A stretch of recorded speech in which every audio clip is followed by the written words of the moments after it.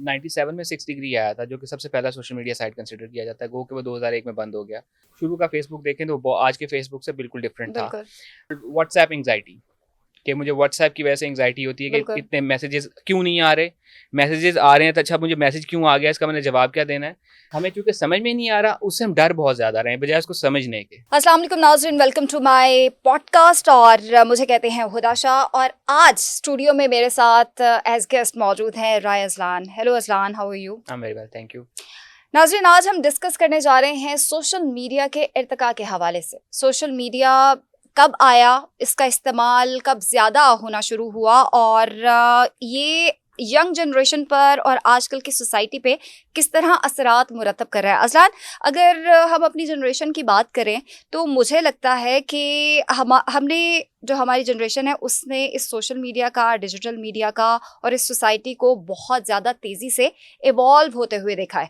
तो अगर मैं ये कहूँ कि जी सोशल मीडिया का सही तरह से इस्तेमाल शायद हमारी जनरेशन ने ही करना शुरू किया था, तो शायद ये गलत नहीं होगा। आपको क्या लगता है कि सोशल मीडिया का इर्तिका, इसके प्लस और नेगेटिव पॉइंट्स क्या हैं? सबसे पहले इसको डिस्कस कर लेते हैं।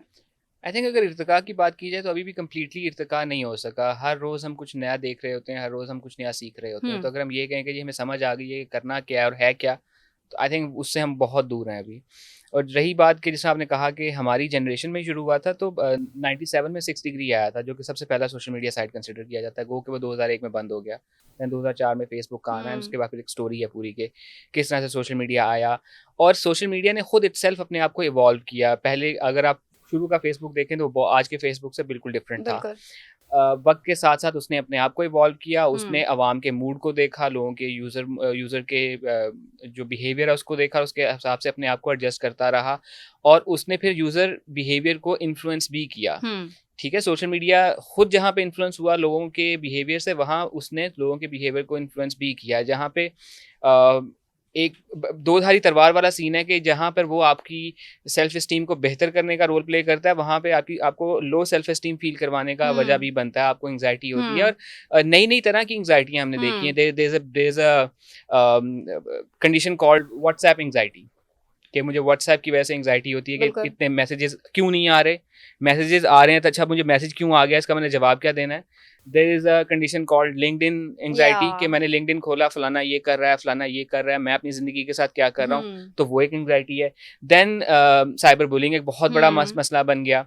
सो इस तरह की चीज़ें होती रहीं। अब वक्त के साथ साथ कुछ चीज़ें एड्रेस होती गई, कुछ चीज़ें ऐसी हैं कि जो वक्त के साथ साथ बढ़ती जा रही हैं, कुछ चीज़ें ऐसी हैं कि जैसे मैंने कहा ना कि वो खुद चूँकि अपने आप को इवॉल्व कर रहा है, तो अभी उसमें एवोल्यूशन का प्रोसेस अभी जारी है। दूसरी चीज़ ये है कि हमें बड़े सीरियसली एक चीज़ को समझने की ज़रूरत है कि जो रूल्स हमारे आम जिंदगी में होते हैं वही रूल्स हमारी ऑनलाइन लाइफ में भी अप्लाई होते हैं। जैसे कि हमें बचपन में कहा जाता था स्ट्रेंजर से बात नहीं करनी, ये चीज़ ऑनलाइन भी अप्लाई होता है। हर किसी की बात नहीं मान लेनी, अंधी तकलीद नहीं करनी, वो चीज़ ऑनलाइन भी अप्लाई होती है। अगर आपको कोई फाइनेंशियल फ़ायदा पहुंचा रहा है तो उसका मकसद क्या हो सकता है, यू नेवर नो, ये चीज़ ऑनलाइन भी अप्लाई होती है। सो वो उसी चीज़ को लेकर चलना होता है। हाँ, उसमें ये हुआ है कि चूँकि वक्त के साथ साथ एक एक्सपोजर तब्दील होता रहा ना। I don't know, but I think जब पहली दफ़ा प्रेस आया होगा, लोगों के पास किताबों की एक्सेस आई होगी, तो कितने कितने बागियाना ख्यालात लोगों के आए होंगे। उस वक्त लोगों ने कहा होगा कि क्या बागी कौम पैदा हो रही है। आई थिंक यही वजह थी कि हमारे यहाँ प्रेस को बुरा कहा गया था कि प्रेस के नतीजे में किताबें नहीं छपनी चाहिए। और देखें, जो भी चीज़ नई आती है वो हम इंसान की शायद फितरत होती है कि उसको जब कोई चीज़ समझ नहीं ना आ रही होती तो या तो उसे डरना शुरू कर देता है या उसकी पूजा शुरू कर देता है। सोशल मीडिया के केस में भी यही है। अच्छा, हमें चूंकि समझ में नहीं आ रहा, उससे हम डर बहुत ज़्यादा रहे हैं बजाय उसको समझने के।